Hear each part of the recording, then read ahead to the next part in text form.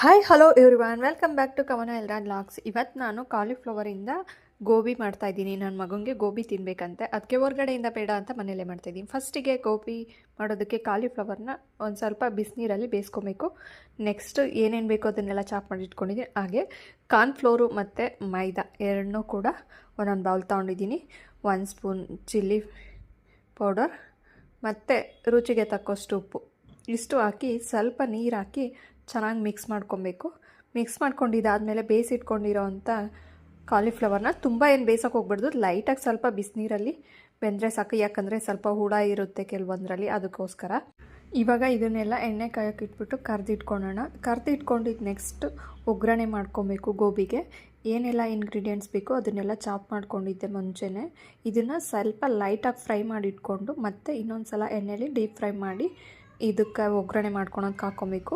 ಸ್ವಲ್ಪ ಎಣ್ಣೆ, ಬೆಳ್ಳುಳ್ಳಿ, ಹಸಿರು ಮೆಣಸಿನ್ಕಾಯಿ, ಈರುಳ್ಳಿ, ಹಾಗೆ ಕ್ಯಾಪ್ಸಿಕಮ್, ಕ್ಯಾಬೇಜ್ ಕೂಡ ಇಲ್ಲಿ ಆ್ಯಡ್ ಮಾಡ್ಕೊಬೋದು. ಶುಂಠಿ ಪೇಸ್ಟ್ ಕೂಡ ಆ್ಯಡ್ ಮಾಡಿದ್ದೀನಿ. ಹಾಗೆ ಸ್ವಲ್ಪ soya sauce, tomato ketchup, green chilli sauce, pepper powder ಇಷ್ಟು ಆ್ಯಡ್ ಮಾಡಿಕೊಂಡು ಚೆನ್ನಾಗಿ ಒಂದು ಮಿಕ್ಸ್ ಮಾಡಿ, ಸ್ವಲ್ಪ ಕಾರ್ನ್ಫ್ಲೋರ್ಗೆ 1 ಸ್ಪೂನ್ ಕಾರ್ನ್ಫ್ಲೋರ್ಗೆ ಸ್ವಲ್ಪ ನೀರು ಹಾಕಿ ಮಿಕ್ಸ್ ಮಾಡಿ ಹಾಕ್ಕೊಬೇಕು.